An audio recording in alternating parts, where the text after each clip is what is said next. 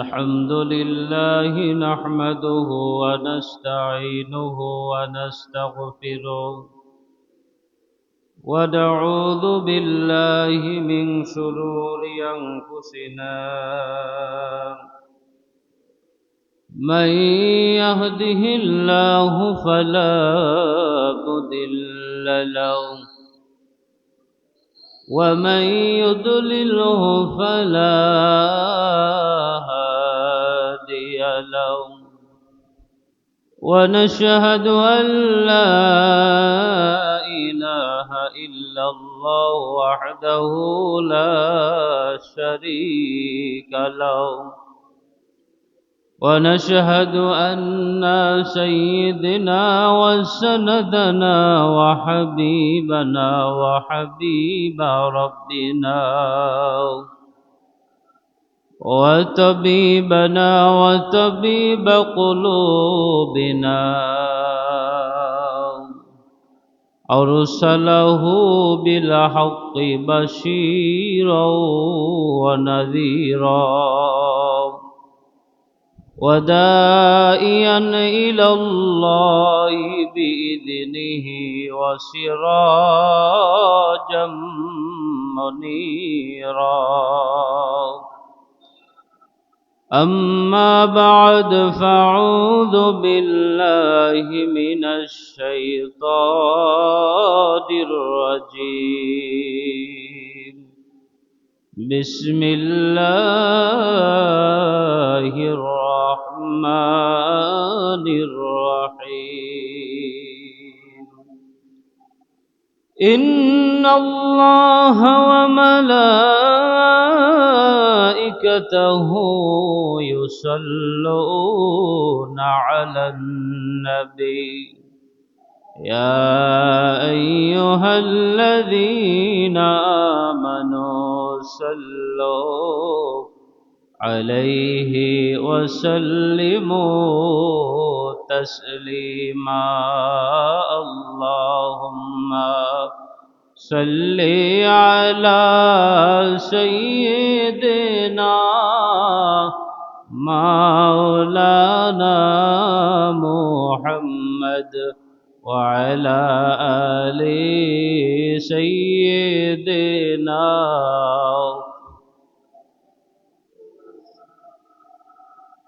उड़िया जोरे बंगलर हावा उड़िया जोरे मदीना আমাদের সালাম পৌঁছে দিও পাক নবীজির রাজায় আল্লাহুম্মা সাল্লি আলা সাইয়্যিদিনা মাওলানা মুহাম্মদ وعلى آل سيدنا مولانا محمد কোন দিন যেন ডাকাশিবে এই বাড়ি ঘর সারিতে আপন পোশাক খুলে খুলে সাদা কাফন পরাবে আল্লাহুম্মা সাল্লি আলা সাইয়্যিদিনা মাওলানা মুহাম্মদ وعلى آل سيدنا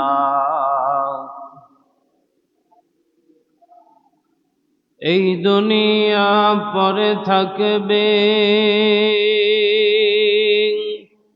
আমরা একদিন থাকব না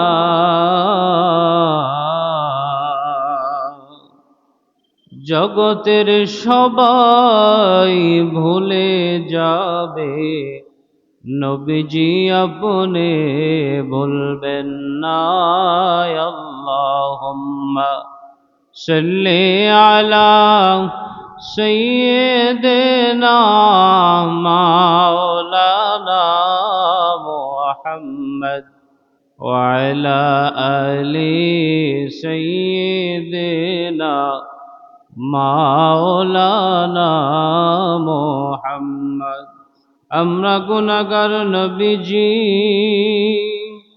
আপনাকে তো চিনলাম না,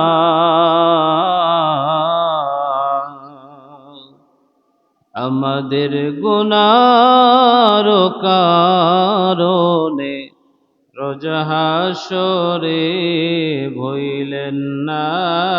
আল্লাহুম্মা সাল্লি আলা সাইয়্যিদিনা মাওলানা মুহাম্মদ ওয়া আলা আলি সাইয়্যিদিনা মাওলানা মুহাম্মদ। লা ইলাহা ইল্লাল্লাহ, লা ইলাহা ইল্লাল্লাহ, লা ইলাহা। কাউকে বানাইলেন জবিউল্লাহ, কাউকে বানাইলেন সফিউল্লাহ, আবার কাউকে বানাইলেন খলিলুল্লাহ। আমার নূর নবীকে,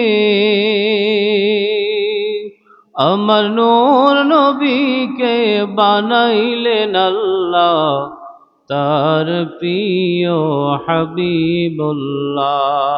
লা ইলাহা ইল্লাল্লাহ, লা ইলাহা,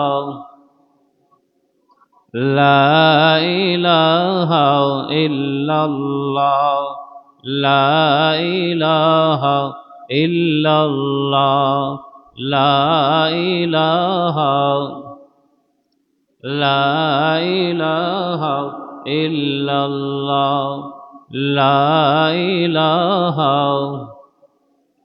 حسبي ربي جل الله ما في قلبي غير الله، حسبي ربي جل الله ما في قلبي غير الله، نور محمد صلى الله، لا إله إلا الله، لا إله الله الله الله، لا إله إلا هو الله الله الله، لا إله إلا هو। গুনাহগারের গুনাহ ঝরে নবী দরুদে আপনার, গুনাহগারের গুনাহ ঝরে নবী দরুদে আপনার। দয়া করে রোজ হাসরে, দয়া করে রোজ হাসরে তরাইয়েন উম্মত গুনাহগার নবীজি। আল্লাহ আল্লাহ আল্লাহ, লা ইলাহা ইল্লাহু, আল্লাহ আল্লাহ আল্লাহ, লা ইলাহা ইল্লাহু, লা ইলাহা ইল্লাল্লাহু মুহাম্মাদুর রাসূলুল্লাহ সাল্লাল্লাহু আলাইহি ওয়াসাল্লাম। মুআজ্জাজ মুহতারাম, সম্মানিত মুসল্লিয়ানে কেরাম, শ্রদ্ধেয় মুরব্বিয়ানে আযম, দূর দারাজ থেকে আগত আমার মুসল্লি ভাইরা, পর্দার অন্তর আমার মা ও বোনেরা, মাইকের আওয়াজ যতদূর যাচ্ছে যারা শুনছেন সকলকে ইসলামী সম্ভাষণ, আসসালামু আলাইকুম ওয়া রাহমাতুল্লাহি ওয়া বারাকাতুহু। আল্লাহ সুবহানাহু ওয়া তাআলার দরবারে লাখ কোটি শুকরিয়া যে আল্লাহ সুবহানাহু ওয়া তাআলা আজকের এই মুহররম মাসের তৃতীয় জুমায় আমাদেরকে একত্রিত হওয়ার তৌফিক দান করেছেন। আল্লাহ সুবহানাহু ওয়া তাআলার ঘরে পবিত্র জুমার নামাজ আদায় করার জন্য আসার এবং বসার তৌফিক দান করলেন। সকলেই শুকরিয়া তান আদায় করি, বলি আলহামদুলিল্লাহ।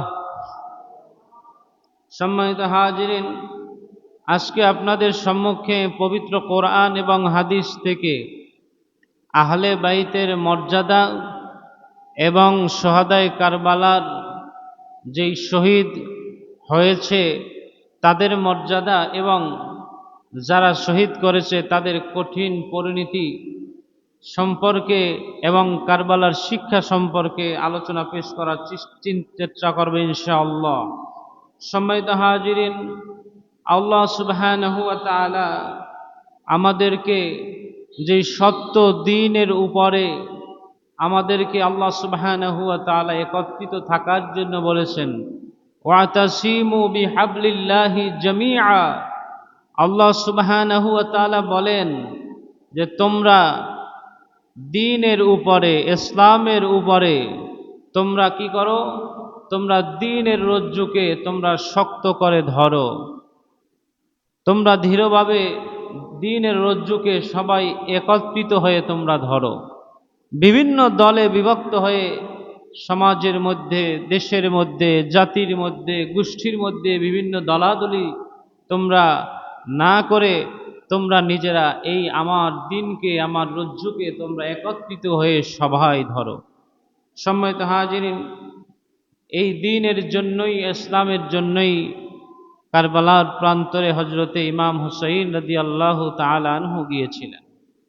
আর আহলে বাইতের মর্যাদা সম্পর্কে আলোচনা করতে গিয়ে আল্লাহ সুবহানাহু ওয়া তাআলা পবিত্র কোরআনুল কারীমের সূরা আল আহজাবের 33 নম্বর আয়াতের মধ্যে আল্লাহ সুবহানাহু ওয়া তাআলা একখান আয়াত এনেছেন।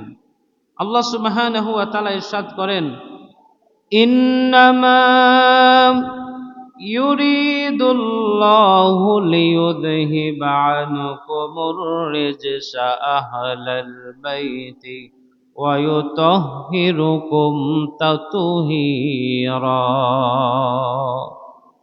আল্লাহ সুবহানাহু ওয়া তাআলা বলেন, নিশ্চয়ই আল্লাহ সুবহানাহু ওয়া তাআলা চান আহলে বাইতের থেকে সমস্ত অপবিত্রতাকে দূর করে আল্লাহ সম্পূর্ণরূপে তাদেরকে পবিত্র করে দিয়েছেন।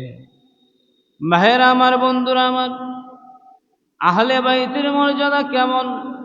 যেই জায়গায় আল্লাহ সুবহানাহু ওয়া তাআলা বলেন, আমি চাই আহলে বাইত যারা, নবী পরিবার যারা, নবী পরিবারের সকল সদস্যদেরকে আমি আল্লাহ অপবিত্রতা দূর করে আমি তাদেরকে পবিত্র বানাইতে চাই। আমি আল্লাহ তাদেরকে পবিত্র করতে চাই। ভাইয়েরা আমার, বন্ধুরা আমার, হযরতে আয়েশা সিদ্দিকা রাদিয়াল্লাহু তাআলা আনহা একখানা হাদিস বর্ণনা করেন, খারাজান নবী সাল্লাল্লাহু আলাইহি ওয়াসাল্লাম গাদাতান ওয়া আলাইহি মিরতুন মুরাহহালুন মিন শা'রিন আসওয়াদা ফাজাআ আল-হাসান ইবনে আলী ফাদখালাহু থুম্মা জাআ আল-হুসাইন ফাদখালা মাহু থুম্মা জাআত ফাতিমাতু ফাদখালাহা থুম্মা জাআ আলী ফাদখালা থুম্মা ক্বালা ইন্নামা ইউরিদুল্লাহু লিইউযহিবা আনকুমুর রিজসা আহলাল বাইতি ওয়া ইউতাহহিরুকুম তাতহীরা। একদিন আল্লাহর হাবিব সাল্লাল্লাহু আলাইহি ওয়াসাল্লাম তার ঘর থেকে বের হয়ে কালো পশমের ইয়ামিনী চাদর গায়ে দিয়ে বের হলেন। অতঃপর হযরত ইমাম হাসান রাদিয়াল্লাহু তাআলা আনহুকে ডাকলেন, চাদরের মধ্যে ঢুকিয়ে নিলেন। এরপরে হযরতে হুসাইন রাদিয়াল্লাহু তাআলা আনহুকে ডাকলেন, চাদরের মধ্যে ঢুকায়া দিলেন। এরপরে মা ফাতিমাতুজ জোহরা রাদিয়াল্লাহু তাআলা আনহাকে ডাকলেন, চাদরের মধ্যে ঢুকায়া নিলেন। এরপরে হযরতে আলী রাদিয়াল্লাহু তাআলা আনহুকে ডাকলেন, চাদরের মধ্যে ঢুকায়া নিলেন। এরপরে আল্লাহ রাসূল সাল্লাল্লাহু আলাইহি ওয়াসাল্লাম পবিত্র কোরআনুল কারীমের সূরা আহজাবের 33 নম্বর আয়াত তেলাওয়াত করেন, বলেন, ইন্নামা ইউরিদুল্লাহু লিইয়ুযহিবা আনকুমুর রিজসা আহলাল বাইতি ওয়া ইউতাহহিরাকুম তাতহীরা। আল্লাহ নবী সাল্লাল্লাহু আলাইহি ওয়াসাল্লাম বলেন, আমার চাদরের মধ্যে আমরা যারা আছি এই হলো আমার পরিবার। আমার পরিবারকে আল্লাহ সুবহানাহু ওয়া তাআলা চান, আমার আহলে বাইতদেরকে চান আল্লাহ সুবহানাহু ওয়া তাআলা তাদের সমস্ত অপবিত্রতা দূর করে তাদেরকে পবিত্রতা করতে। আর আল্লাহর নবী বলেন, আমার আহলে বাইতকে আল্লাহ সুবহানাহু ওয়া তাআলা পবিত্রতা করে দিয়েছেন, পবিত্র করে দিয়েছেন। এই জন্য আল্লাহ সুবহানাহু ওয়া তাআলা আহলে বাইতের মর্যাদার সর্বোচ্চ মাকামে রেখেছে। সুবহানাল্লাহ। ভাইরা আমার, বন্ধুরা আমার, পবিত্র কোরআনুল কারীমের মধ্যে সূরা শুআরার 23 নম্বর আয়াতের মধ্যে আল্লাহ সুবহানাহু ওয়া তাআলা বলেন, যালিকাল্লাযী ইউবাশশিরুল্লাহু ইবাদাহুল্লাযীনা আমানু ওয়া আমিলুস সালিহাতি কুল লা আসআলুকুম আলাইহি আজরান ইল্লাল মুওয়াদ্দাতা ফিল কুরবা ইল্লাল মাওয়াদ্দাতা ফিল কুরবা। আল্লাহ রাব্বুল আলামিন বলেন, এরই সুসংবাদ সেই সমস্ত বান্দাদেরকে দেন যেই সমস্ত বান্দাগুলো আমি আল্লাহ সুবহানাহু ওয়া তাআলাকে বিশ্বাস করেছে। নবী মুহাম্মদুর রাসূলুল্লাহ সাল্লাল্লাহু আলাইহি ওয়াসাল্লামকে যারা বিশ্বাস করেছে, এক কথায় যারা ঈমান এনেছে, যারা ভালো আমল করে, যারা সৎ কাজ করে, ওই সমস্ত মানুষদেরকে আল্লাহ সুবহানাহু ওয়া তাআলা বলেন, নবীজি সাল্লাল্লাহু আলাইহি ওয়াসাল্লাম জানিয়ে দিলেন, কুল লা আসআলুকুম আলাইহি আজরান।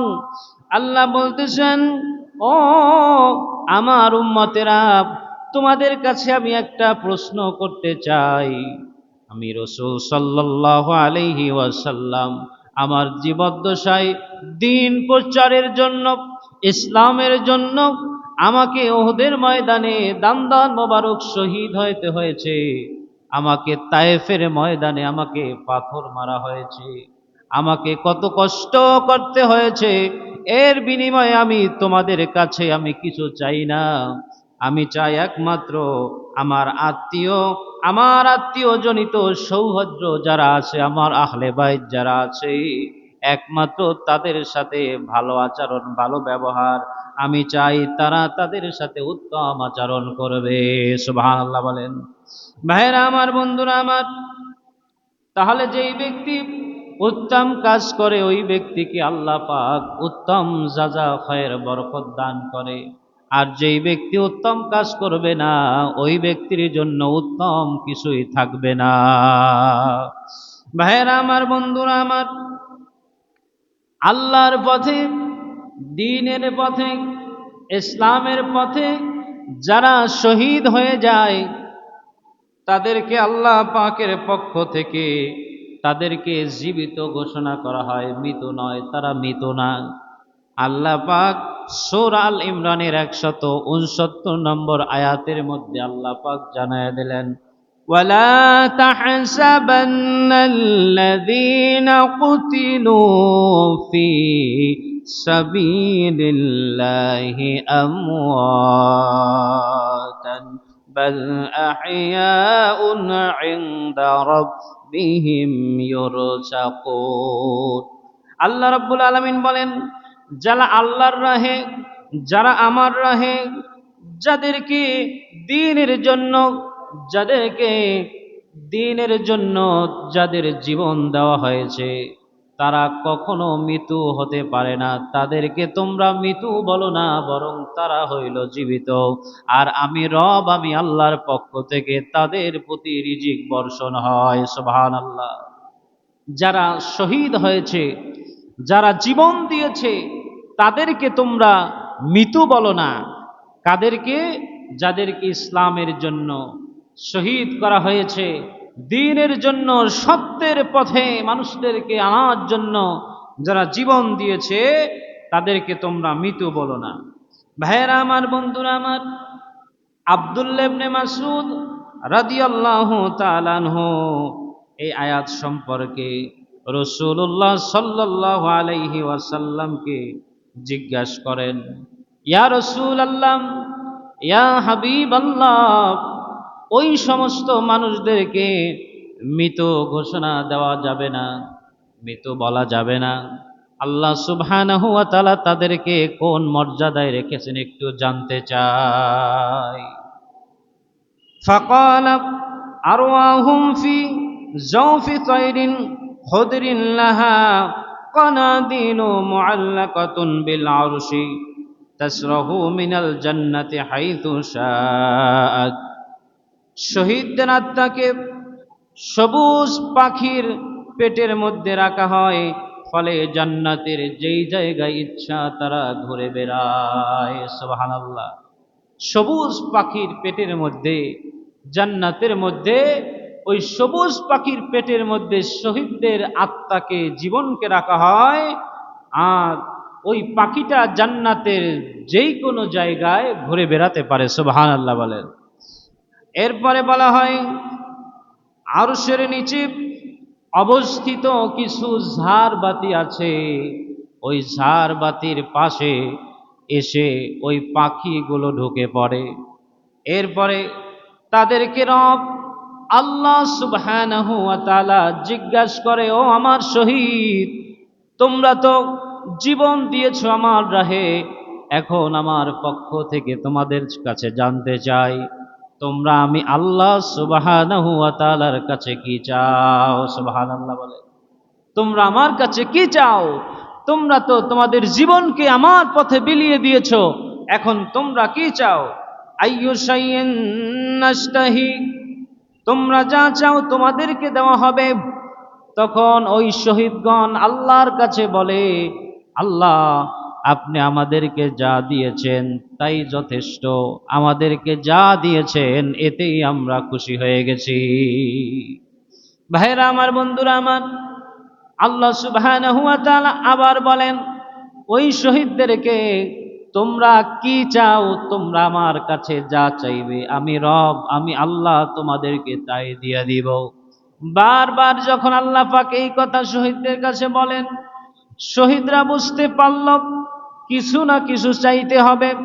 আবার আল্লাহর কাছে বললেন, আল্লাহ, আমাদেরকে যদি কিছু আপনি দিতে চান তাহলে আমাদের জীবন আবার ফিরিয়ে দেন, আমরা দুনিয়ায় গিয়ে আবার আপনার রাহে যুদ্ধ করে, দ্বীনের জন্য যুদ্ধ করে, ইসলামের পথে যুদ্ধ করে আমাদের জীবনকে আবার আমরা শহীদ করে দেই। সুবহানাল্লাহ বলেন। ভাইরা আমার, বন্ধুরা আমার, আল্লাহ সুবহানাহু ওয়া তাআলা বলেন, এটা আমার পূর্ব সিদ্ধান্ত, একবার দুনিয়া থেকে যিনি এসেছেন আর তাকে দুনিয়ায় কশ্চিনকালেও ফিরিয়ে দেওয়া হবে না। যদি এরকমটা সিস্টেম থাকতো, নিয়ম থাকতো, তাহলে আমি রব আল্লাহ তোমাদেরকে ফিরাইয়া দিতাম। সুবহানাল্লাহ বলেন। ভাইরা আমার, বন্ধুরা আমার, হযরতে আব্দুল্লাহ জাবের ইবনে আব্দুল্লাহ রাদিয়াল্লাহু তাআলা আনহু বলেন, রাসূলুল্লাহ সাল্লাল্লাহু আলাইহি ওয়াসাল্লাম আমার সঙ্গে সাক্ষাৎ হলো। রাসূল সাল্লাল্লাহু আলাইহি ওয়াসাল্লামের সামনে যখন আমি গেলাম, যাওয়ার পরে রাসূল আমাকে জিজ্ঞেস করলেন, ও আব্দুল্লাহ ইবনে জাবের, তোমার মন, তোমার অন্তরটা এত খারাপ কেন? মানে তুমি কেন চিন্তিত, একটু জানতে চাই। তখন জাবের ইবনে আব্দুল্লাহ বলেন, আমার পিতা উহুদের যুদ্ধে শহীদ হয়ে গেছে, আমার পিতা অনেক ঋণ রেখে গেছে, আমার পরিবারের মধ্যে অনেক সমস্যায় জর্জরিত, এই মুহূর্তে এই চিন্তাগুলো নিয়ে আমি চিন্তিত, এই জন্য আমার মন খারাপ।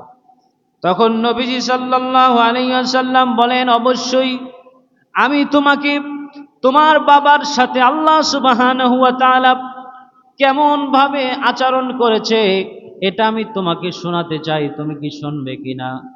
তখন জাবের ইবনে আব্দুল্লাহ বললেন, ইয়া রাসূলুল্লাহ, ইয়া হাবিবাল্লাহ, হুজুর অবশ্যই আমি জানতে চাই আমার পিতার সাথে আল্লাহ পাক কেমন ব্যবহার করেছে।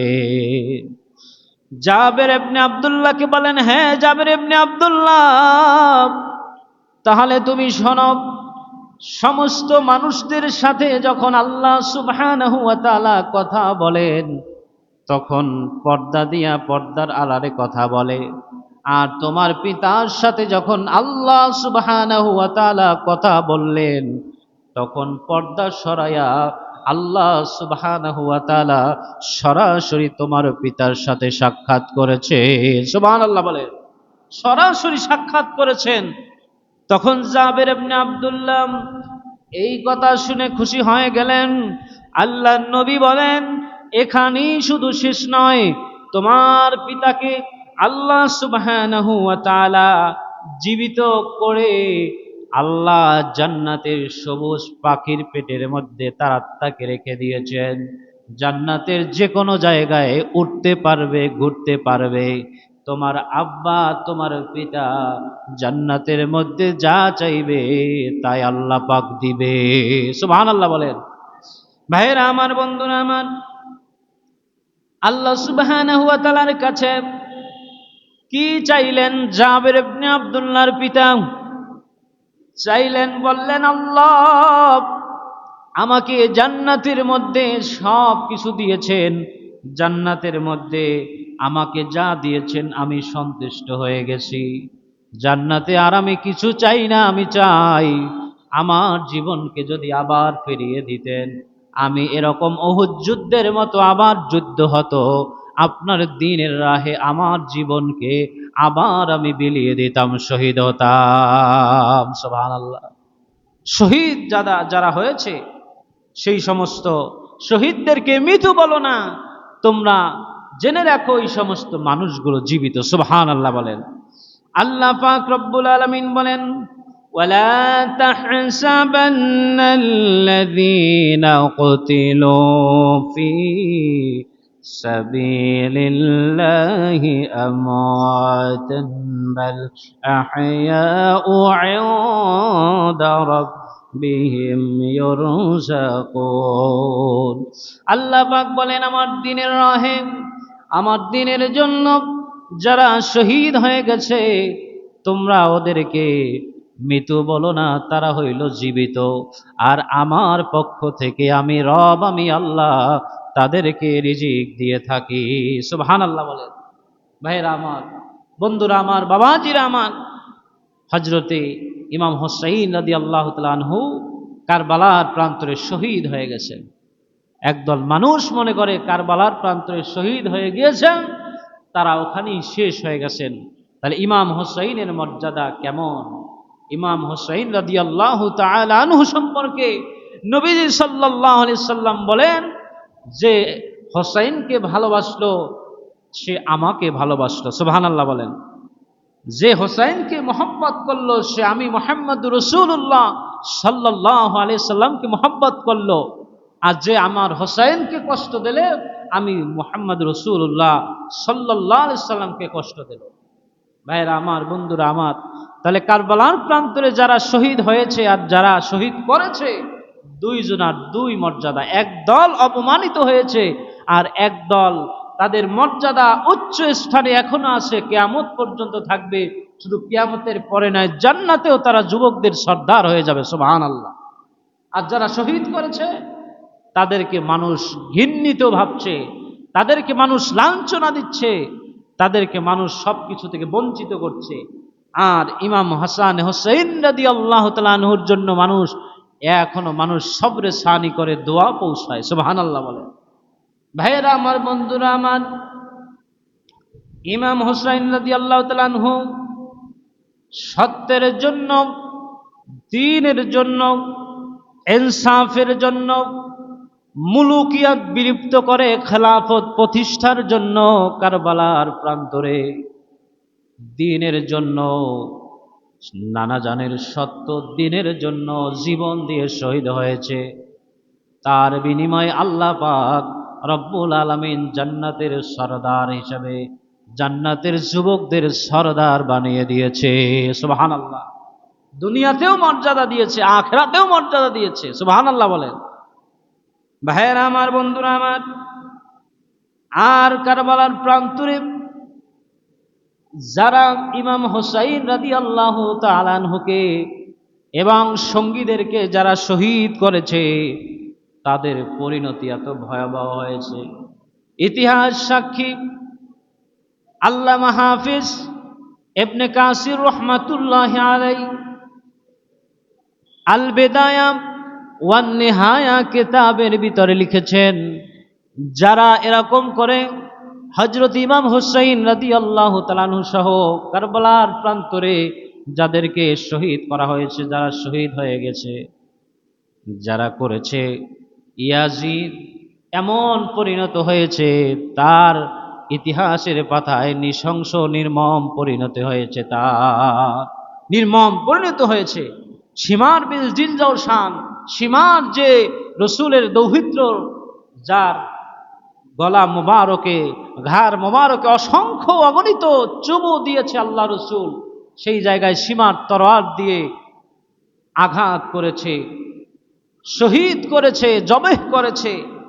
আর ইয়াজিদ, ওবাইদুল্লাহ বিন জিয়াদ, তাদের কি পরিণত হয়েছে? ইয়াজিদ যখন ইমাম হুসাইনকে শহীদ করার পরে, ক্ষমতা পাওয়ার পরে, ইয়াজিদ কাবা ঘরে আগুন দিয়েছে। মুসলমানদের হৃদয়ের সবচাইতে বড় যেই জায়গাটা, তার নাম হলো কাবা। এই কাবা ঘরে ইয়াজিদ আগুন দিয়ে দিয়েছে, কাবা ঘরের গেলাপ পুড়িয়ে দিয়েছে। মদিনার মধ্যে মসজিদে নববীতে ভাঙচুর করেছে। ইয়াজিদ মদ্যপান করতে মানুষদেরকে সহযোগিতা করেছে, নিজেও মদ পান করেছে। ইয়াজিদ সুন্নাহকে অপমান করেছে, অবমাননা করেছে। ইয়াজিদ আখিরি নবী হযরতে মুহাম্মদুর রাসূলুল্লাহ সাল্লাল্লাহু আলাইহি ওয়াসাল্লামকে তিনি নবী মানতেন না, নবী মানতেন হযরতে ঈসা আলাইহিস সালাতু ওয়াস সালামকে। এত কিছু করলেন, এরপরেও একদল বলবে ইয়াজিদের কোনো দোষ ছিল না। ভাইয়েরা আমার, বন্ধুরা আমার, তিনি ছিল বেনামাজি, তিনি ছিল মদ্যপানকারী, তিনি কাবা ঘরের মতো এমন আল্লাহকে ঘরে যে আঘাত দিতে পারে, আগুন জ্বালিয়ে দিতে পারে, মসজিদ নববীর মতো জায়গায় যিনি ভাঙচুর করতে পারে, তিনি কি ইমানদার হতে পারে? কশ্চিনকালে ইমানদার হতে পারে না। সেই ইয়াজিদের শেষ পরিণতি কি হলো? আল্লামা হাফিজ ইবনে কাসির রহমাতুল্লাহি আলাইহি বলেন, আল বিদায়া ওয়ান নিহায়া কিতাবের মধ্যে, ইতিহাসের শ্রেষ্ঠ কিতাব, তিনি লিখেছেন, হোসাইনকে শহীদ করার পরে যখন ক্ষমতা পেল, ক্ষমতা পাওয়ার পরে যখন তার রাজপ্রাসাদে আসলো, সর্বপ্রথম হিন্দ ইবনে আবু সুফিয়ান, ওই ইয়াজিদের স্ত্রী, সর্বপ্রথম প্রতিবাদ জানায়া দিলেন। আর আল্লাহ নবী সাল্লাল্লাহু আলাইহি ওয়াসাল্লাম বলেন, যেই ব্যক্তি মদিনাবাসীদের সাথে, মদিনার কোনো লোকের সাথে বেয়াদবি করবে, মদিনার কোনো মানুষের সাথে টক্কর দিতে যাবে, তিনি টিকে থাকতে পারবে না। পানির মধ্যে লবণ দিলে যেইভাবে গলে যায়, তিনিও তেমনি ভাবে গলে যাবে। মদিনার দিনকে, খেলাফতকে বিলুপ্ত করে দেওয়ার জন্য ইয়াজিদ ক্ষমতার মসনদে বসলেন। তিনি আস্তে ধীরে বুঝতে পারলেন যে এটা আমার উচিত হয় নাই, কিন্তু কাজ হবে কি? যা হওয়ার হয়ে গেছে। ইয়াজিদের অভ্যাস ছিল, তিনি শিকারে যেতেন। সেই সিরিয়ার দেশে দামেস্কে এমন একটা জায়গায় তিনি শিকারে গেলেন, ওই জায়গায় বিভিন্ন সওয়ারি নিয়ে গিয়েছিলেন। যেই ঘোড়ায় সওয়ার করলেন, ওই ঘোড়ায় সওয়ার করতে করতে এক পর্যায়ে একটা শিকারের নজরে তিনি চলতে লাগলেন। হঠাৎ করে ঘোড়ার থেকে পড়ে যায়, একটি পা ঘোড়ায় বেজে যায়, ঘোড়ার সাথে একটি পা লেগে যায়, আর সমস্ত শরীর পাথরের আঘাতে চূর্ণ বিচূর্ণ হয়ে যায়, শরীরের কোনো অস্তিত্বই থাকে না। তার সঙ্গীরা যারা ছিল তারা বলেছে,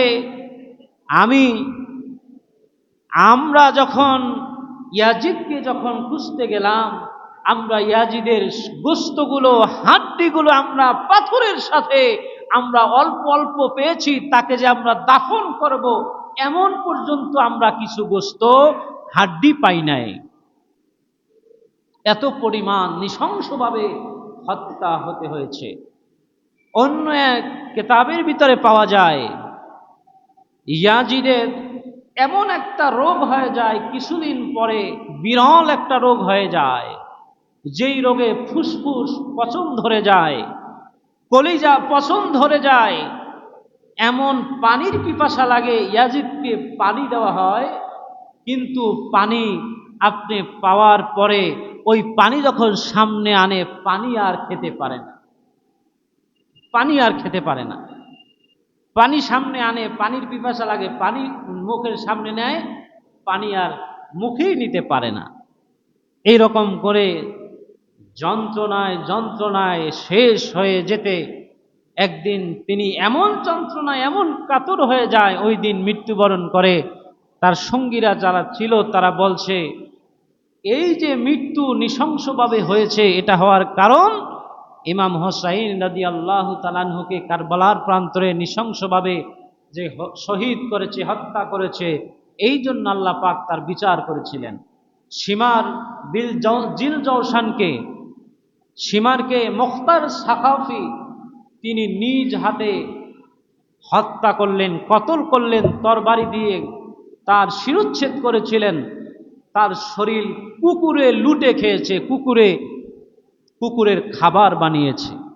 ভাইয়েরা আমার, বন্ধুরা আমার, তাহলে আমাদেরকে আল্লাহ সুবহানাহু ওয়া তাআলা এই পৃথিবীর জমিন থেকে আমাদেরকে কি শিক্ষা দিলেন, আমরা কি শিখলাম, আমাদেরকে কি শেখা দরকার ছিল, আমরা কিছুই বুঝি না, আমরা কিছুই জানি না।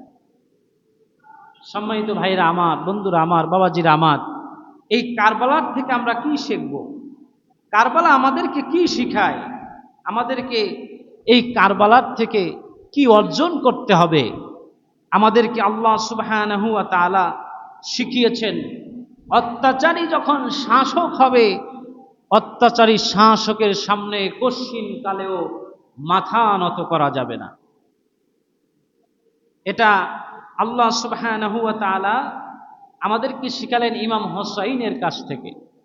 কারণ ইয়াজিদ চেয়েছিল মুলুকিয়াত, ইয়াজিদ চেয়েছিল অত্যাচার করতে, সে অন্যায়ভাবে শাসন করতে, কিন্তু হযরত ইমাম হোসাইন রাদিয়াল্লাহু তাআলা আনহু তিনি খলিফা, ধারাবাহিকতা রক্ষা করার জন্য, আপনার খেলাফতকে রক্ষা করার জন্য নিজের জীবনকে সত্যের পথে বিলিয়ে দিয়েছিলেন। ভাইয়েরা আমার, বন্ধুরা আমার, হাদিস শরীফের মধ্যে আসছে, ইন্না মিন আযমিল জিহাদি কালিমাতান আদলুন ইনদা সুলতানে জায়ের। যখন কোনো অত্যাচারী শাসক তার অত্যাচার শুরু করে দেয়, সেই অত্যাচারী শাসকের সামনে সত্য কথা বলাই হলো বড় জিহাদ, এটাই হলো বড় জিহাদ।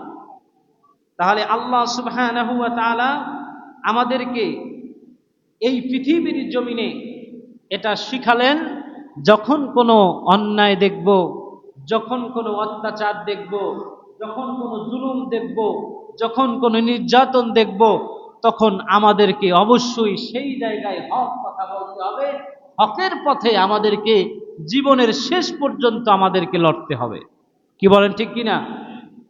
কিন্তু কিছু মানুষ সমাজের মধ্যে পাওয়া যায়, তারা নিজেদের অত্যাচারিত হওয়ার জন্য, অপমান হওয়ার জন্য, নিজেরা সমাজ থেকে কিছু সুবিধা থেকে বঞ্চিত হওয়ার জন্য তারা সত্য কথা বলতে চায় না।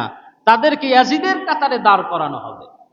কারণ আপনি একটা অন্যায় দেখেছেন, অন্যায়কে প্রতিবাদ করতে হবে, অন্যায় দেখে সহ্য করা, অন্যায় দেখে চুপ থাকা, সেটা অন্যায়কে সাপোর্ট দেওয়া। কি বলেন ঠিক কিনা? ভাইরা আমার, বন্ধুরা আমার, তাহলে আমাদেরকে কি করতে হবে? আমাদেরকে ওয়াতাসিমু বিহাবলিল্লাহি জামিআ। দেখেন, কারবালার প্রান্তরে মাত্র ৭২ জন লোক ছিল। কতজন লোক ছিল? মাত্র ৭২ জন লোক ছিল। সেই ৭২ জন লোকে ওয়াতাসিমু বিহাবলিল্লাহি জামিআ, তারা আল্লাহর রজ্জুকে, আল্লাহ রশিকে শক্ত করে ধরে তাদের জীবনের শেষ পর্যন্ত এই জিহাদ চালিয়ে গিয়েছে দ্বীনের জন্য, ইসলামের জন্য। এই জন্য কবি বলেন, ইসলাম জিন্দা হোতা है हर কারবালা কি বাত। কারবালার পরে ইসলাম জিন্দা হয়েছে। মাত্র ৭২ জন মানুষ যখন একত্রিত হয়ে গেছে, শক্তভাবে যখন আল্লাহর রজ্জুকে ধরেছে, দ্বীনকে ধরেছে, সত্যের পথে যখন জিহাদ শুরু করে দিয়েছে, তখন আল্লাহ পাক জয় দান করেছে। কি বলেন ঠিক কিনা?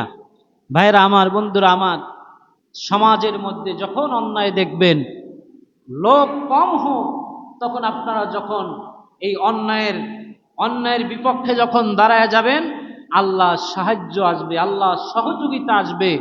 তখন আপনাকে আল্লাহর রহমত দিয়ে এখানে জয়লাভ করাবে, আর আপনি একজন জিহাদে অংশকারীর সওয়াব পেয়ে যাবেন। সুবহানাল্লাহ বলেন। আমাদেরকে কি করতে হবে? সবাইকে এক হতে হবে। দলাদলি, বিভিন্ন মাসলাকের দলাদলি, বিভিন্ন দলের দলাদলি, বিভিন্ন দলাদলির থেকে আমাদেরকে ঘুরে এসে এক কাতারে দাঁড়াতে হবে।